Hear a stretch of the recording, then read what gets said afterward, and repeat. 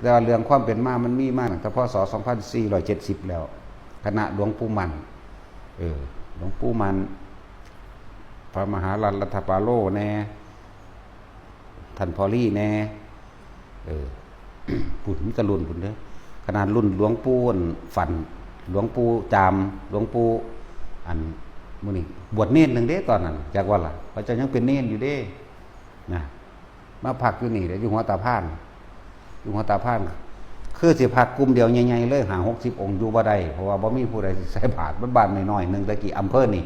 อำเภออำนาจได้นี่อำเภอบ่แม่นนั่นเจ้าคณะอำเภอกับนายอำเภอมาไล่พระมื้อนี้แหละพวกนึงวัดพักอยู่เขาโดยไกลอาจจะเป็นกลุ่มท่านพอลี่นี่แหละอยู่เขาโดยไกลจะไปไล่เขาแล้วก็เที่ยวตะเวนเที่ยวบอกคนตะกี้ยางเอาเด้เขาคือมันโคตรแมงแต่บุเนาะมันเด้ยางเอาบอกว่าบ่ให้ใส่บาตรเด้อพระนอกรีดเขาบอกจังซี่เด้บอกไปเบิดทั่วมื้อนี้บ้านหัวตะพานแน่ในตัวอำเภออำนาจแน่มื้อนี้มันมีมาแตะเก่าเด้คนตระกูลเดียวนี่แหละ แต่อยากหัวคือยังนี้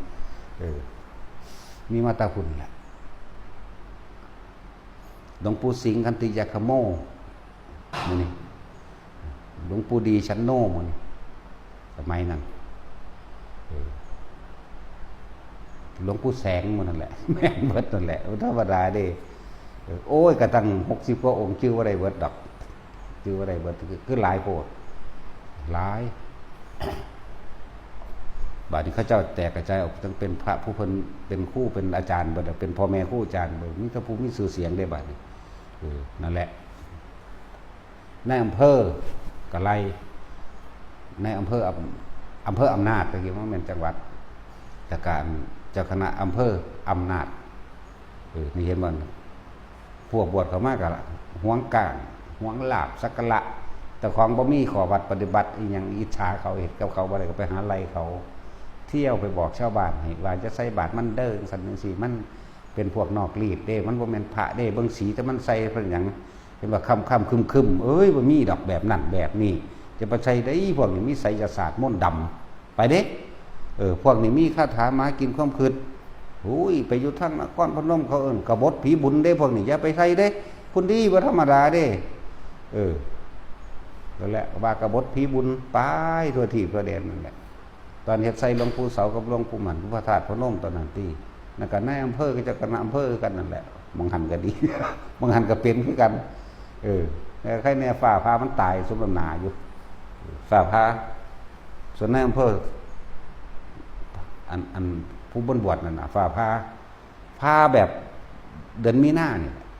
กุมภาพันธ์บ่แม่นมีนาพาเดือนมีนาผ้าแบบแห้งๆเลยแหละเปี้ยงใส่ตายโปโลเลยส่วนอันในอำเภอนั่นปืนใหญ่แตกใส่ตะกี้ปืนเพิ่งไหมแตกใส่นี่มันมีมาตรฐานอะไรเนี่ยจังสิอยู่นี่พระ60-70องค์ตอนนี้เฮาก็สิอยู่พระอยู่ห่าง60องค์นี่แหละ มันคือคล้ายๆกันเด้อครับพวกไปถูดงอีกก็พอแห้งอยู่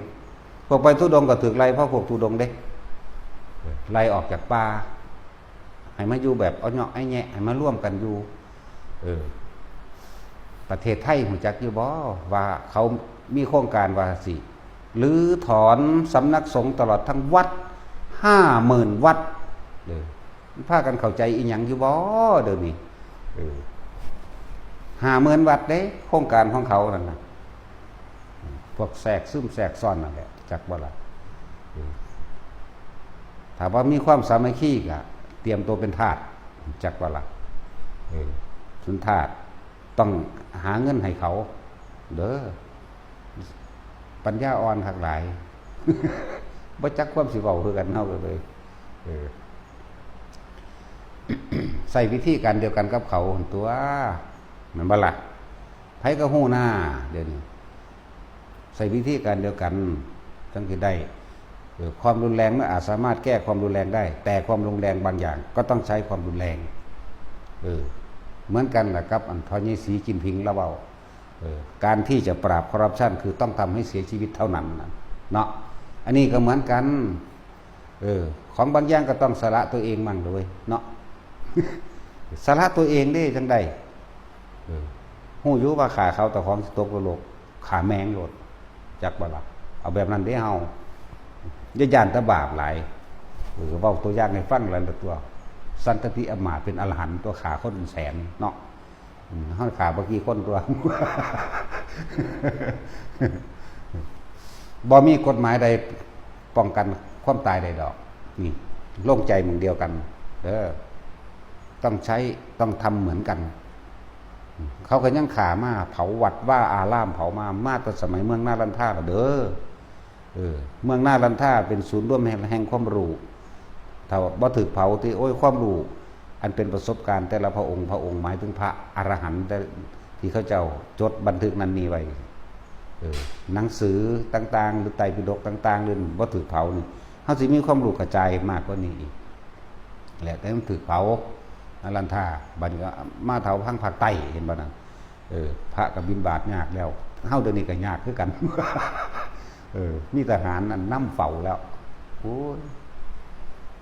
เป็นสั่นแหละประเทศไทยนี่เข้าใจยังอยู่บ่เขาสิมีโครงการหรือถอนวัด 50,000 วัดบางใดมันใหญ่เขาสิจัดการบางหันก่อนหมายถึงบางใดมีพระหลายที่ร่วมตัวกันหลายถ้าสามารถจัดการแหล่งใหญ่ได้บางน้อยๆวัดละองค์2 องค์ 3 องค์โอ้ยกระจอกเขาไปคู่บัดเดียวกันนี้แล้วมันบ่มีกำลังจักบ่ล่ะเพราะฉะนั้นสิว่าให้ความสามัคคีกันบ่สามัคคีกันเด้อ เห็นว่าประเทศพม่าฝึกยิงปืน พระนี่เด้จากว่าเขาปกป้องศาสนาเห็นบ่ล่ะพระกันสู้คือกันเด้ จังซั่นตัวก็สิมาฆ่าตะบาปย่านตะวินัยอยู่หั่นบ่วินัยเพิ่นเฮ็ดไว้เพื่อให้ภิกษุทั้งหลายอยู่ด้วยความสมัครสามัคคีกันแต่เฮ็ดอันเดียวกันแล้วมันก็ลงใจกันมันก็ว่ากันดอกเห็นบ่ล่ะเพื่อความอยู่เป็นปกติเพื่อความบ่ทะเลาะเบาะแว้งเพื่อความบ่ถกเถียงกันมีหยังกันนี่เด้เจ้าอ่านมั่งนี่เด้อแล้วมันก็แล้วทั้งตัวเนาะอันนั้นก็เอาไว้ตั้งหากแต่ว่าเรื่องประเทศไทยเป็นเรื่องใหญ่อยู่เด้อย่าลืมได้ถ้าพุทธศาสนาถูกคดล้มพระมหากษัตริย์ก็อยู่ไม่ได้แน่นอนจริงเรานี่แล้วกล้าเว้าขนาดนี้แหละแต่คนไทยว่าร่วมใจกันแล้วสิไผไปร่วมคนไทยพุทธหรือว่าหมู่ภิกษุสงฆ์ทั้งหลายที่บวชเข้ามาแม้นเขาสิบัดดีหรือบ่ดีก็ช่างเถิดจังได๋ก็เป็นลูกหลานชาวไทยเหมือนกันเด้อจะพึ่งกล่าวตูโคตรพ้นสนานในทางที่เสียหายจังได๋ก็เป็นลูกหลานบ้านประเทศไทยเดียวกันนี่แหละให้สมัครสมานสามัคคีผู้ใดบ่สมัครสามัคคีผู้ใดอิจฉาริษยาก็ช่างหัวมันดอกมันบ่กี่คนที่จริงแล้วก็ดีเนาะคนไทยพุทธที่มีจิตใต้สำนึกอันหนึงคือมีความเมตตาซึ่งกันและกันเด้บ่ได้โหดร้ายถึงขนาดว่าสิไปฆ่ากันได้หรอกเนาะบ่ได้โหดร้ายขนาดนั้นเด้อยานตะบาปนั่นแหละของบางอย่างก็สละนั่นเลย